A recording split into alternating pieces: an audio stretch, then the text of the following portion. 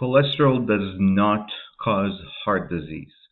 So this is a video similar to another one that I uploaded recently with slightly added information, and perhaps it's going to add a little bit different context. But basically,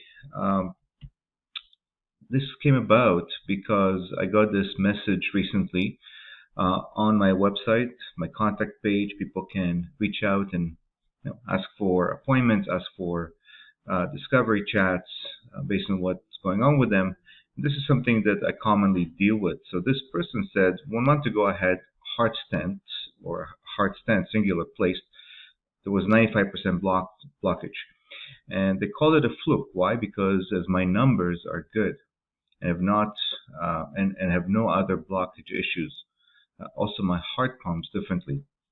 And so when I read my numbers are good, I immediately assumed, and when I asked, it was confirmed that she was referring to her cholesterol numbers.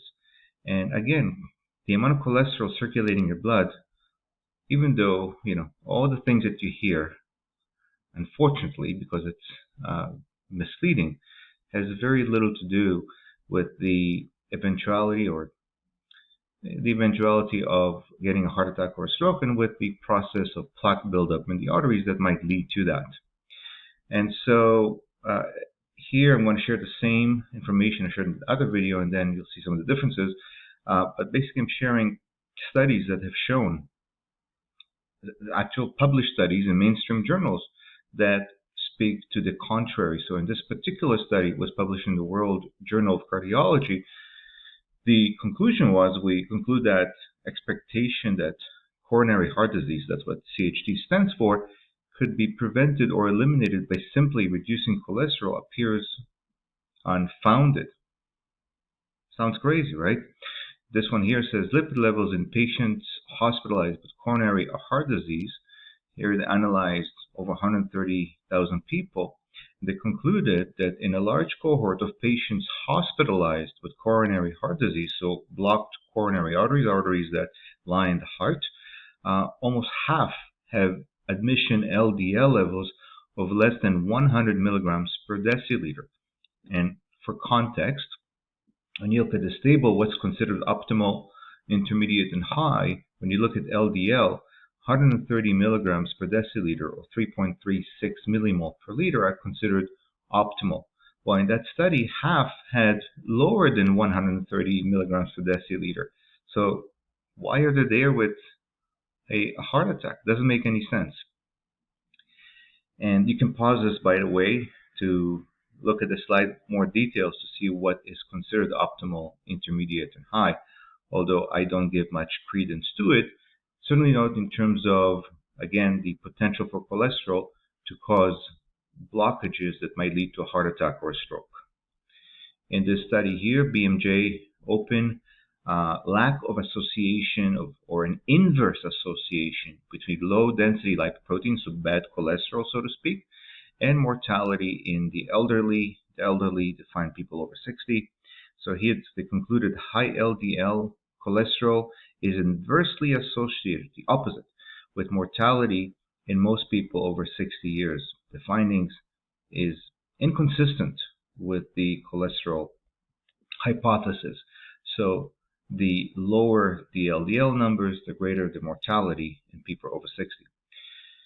And here, this is basically an article that refers to this study here in the Journal of the American Heart Association, and it states that most major heart attacks occur in people with normal cholesterol.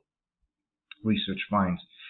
But treating cholesterol is the best way to save lives in those with diagnosed heart disease, isn't it? Well, not really. You can pause this and you can look up the NNT. I think it's the NNT.org. The NNT refers, it's actually an acronym that means the number needed to treat. And it's a concept that tells you how many people need to be given a particular drug to see an overall benefit. And in this particular case, when cholesterol-lowering medications, the most common class of cholesterol-lowering medications known as statins, things like rosuvastatin or atorvastatin, lipitor, cholesterol, and so on, when they were given to individuals with known heart disease, so these are people with known heart disease, 1 in 83 lives were saved. So not huge impact, while 1 in 50 were harmed in as much as they developed diabetes, and 1 in 10 were harmed in as much as they had muscle damage. And that's during the duration of the studies summarized here. Of course, studies are limited to a certain period of time, and we don't know what happens beyond that, and that number can be even higher if people take these medications for a longer period of time.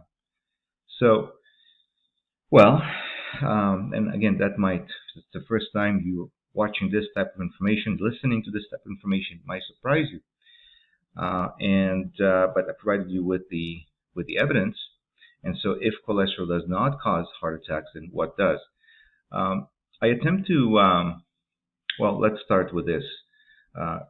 First of all, cholesterol does not just stick to the arteries. Whether you have a lot of cholesterol circulating in the blood or very little cholesterol circulating in the blood, which actually is worse, more harmful, because it's such an important substance for your health. The amount of cholesterol doesn't affect whether plaque is going to be formed.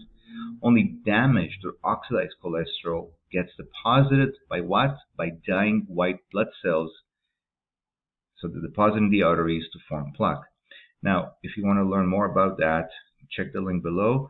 This is the other video that I referred to earlier, and in that video I attempt to explain how plaque development occurs in the arteries.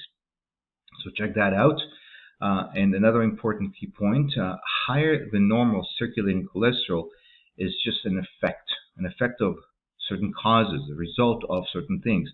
Usually there are other things, but usually it's either one of 4 things: an underactive or sluggish thyroid, and you may be diagnosed with low thyroid function, or maybe you're not. And that's another topic for discussion.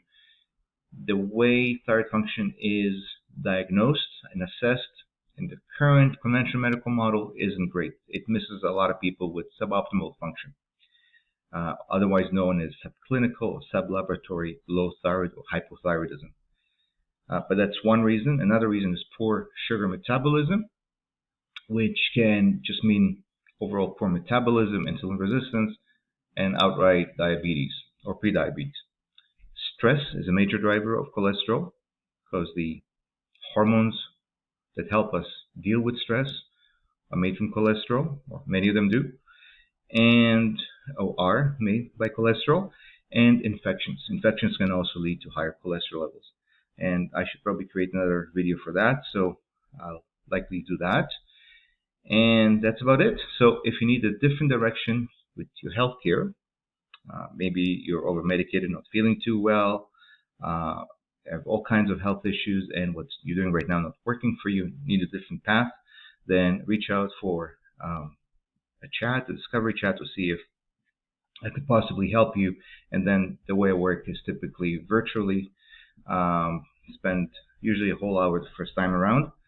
So that's available for you. And would you like this type of content? If you like it and you like more, then like the content, share with people you think will benefit from it, and subscribe. Thank you very much for watching.